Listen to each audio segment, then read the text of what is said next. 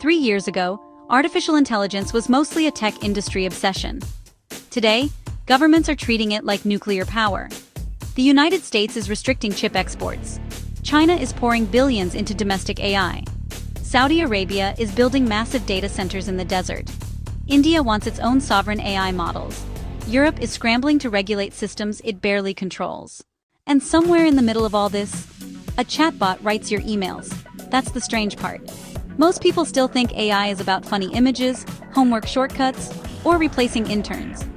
But behind the scenes, countries are entering one of the most aggressive technological races in modern history. Not for oil, not for land, not even for money directly, for computing power. Because whoever dominates AI may end up controlling the next global economy. And history suggests something uncomfortable. The countries that control the most important technology usually end up rewriting the rules for everyone else. In the 1800s, it was industrial machines. In the 1900s, it was oil. In the internet era, it was software. Now it's AI. And unlike previous technological shifts, this one is moving at terrifying speed. ChatGPT reached 100 million users faster than TikTok, Instagram, or almost any consumer product in history. NVIDIA became one of the most valuable companies on Earth, largely because its chips became the oil rigs of artificial intelligence. Microsoft invested billions into OpenAI.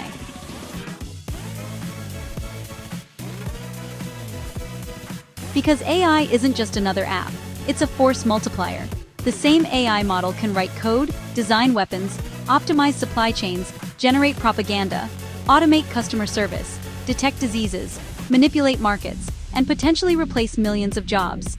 That's why countries are racing, not because AI is trendy, because they're afraid of being left behind. And when fear enters geopolitics, spending becomes irrational very quickly. The United States alone is expected to pour hundreds of billions into AI infrastructure over the coming years. China has already declared AI a national priority. The UAE wants to become an AI hub before oil becomes less relevant. Even smaller countries are now discussing AI sovereignty, which is basically a polite way of saying, we don't want another country controlling our digital brain. Because that's the hidden mechanism most people miss. AI is not just software, it's infrastructure. And infrastructure creates dependency. Look at smartphones. Most countries use operating systems made by Apple or Google. Most internet traffic flows through platforms controlled by American companies. Cloud computing is dominated by Amazon, Microsoft, and Google. Now imagine AI becoming embedded into banking systems, military intelligence, healthcare, education, legal systems, financial markets. If another country controls the models, the chips, and the cloud infrastructure behind those systems, they don't just sell technology, they gain leverage. And leverage is power. That's why semiconductors suddenly became one of the most important geopolitical assets in the world. Tiny chips, smaller than your fingernail, capable of influencing trillion-dollar economies. Almost every advanced AI model today depends heavily on high-performance chips. And right now, a huge percentage of the world's advanced chip manufacturing depends on Taiwan. The global AI race is being powered by a tiny island sitting between two superpowers. That's not exactly comforting. If supply chains break, AI development slows. If tensions rise around Taiwan, the entire global tech economy feels it. Which is why the US began restricting advanced chip exports to China. Officially, it's about national security. Unofficially, it's about slowing down a rival before it catches up. Because once an AI system becomes powerful enough, advantages compound very fast. Better AI helps design better chips. Better chips help train better AI. Better AI improves military systems, research, finance, logistics, and automation. That creates more economic power, which funds even more AI. It becomes a feedback loop, a very expensive one. Training advanced AI models now costs staggering amounts of money.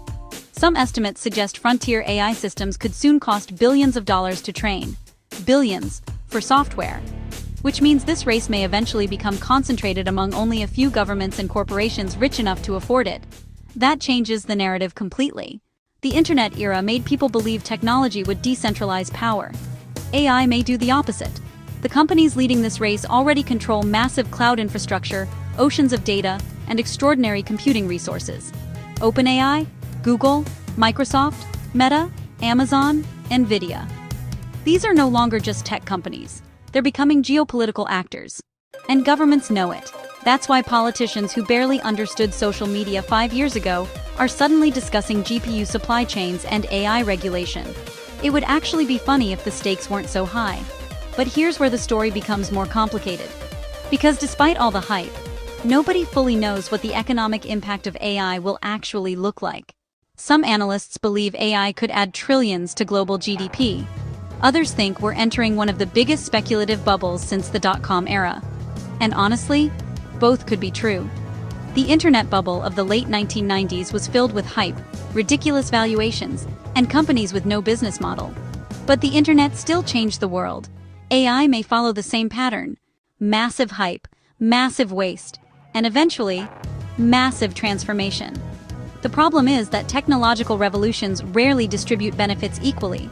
Industrial revolutions created enormous wealth, while also destroying old industries and displacing workers. AI may automate white-collar jobs at a scale society hasn't fully processed yet. Lawyers, designers, coders, analysts, customer support, marketing teams. For years, automation mainly threatened factory workers. Now it's coming for people sitting in air-conditioned offices drinking expensive coffee while replying to Slack messages. Which explains why so many governments suddenly care.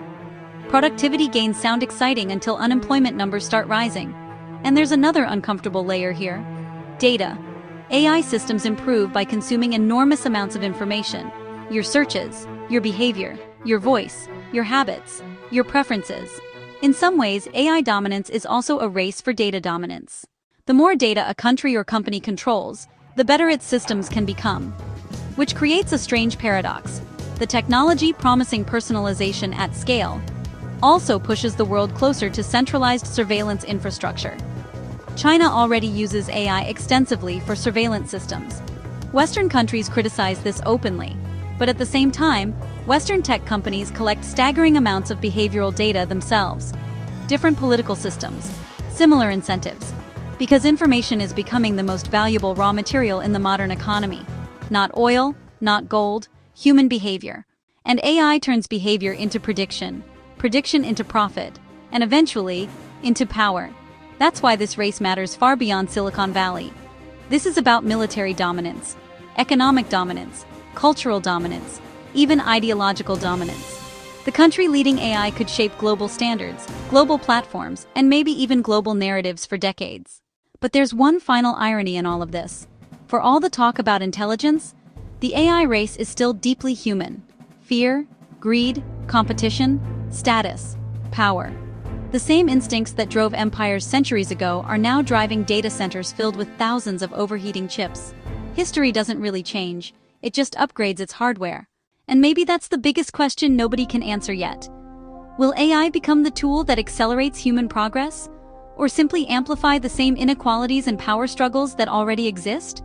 Because every country is racing for AI dominance. But nobody fully agrees on what happens if someone actually wins. If you enjoyed this video, like, share, and subscribe for more interesting videos. And comment below. Which country do you think will dominate the AI era?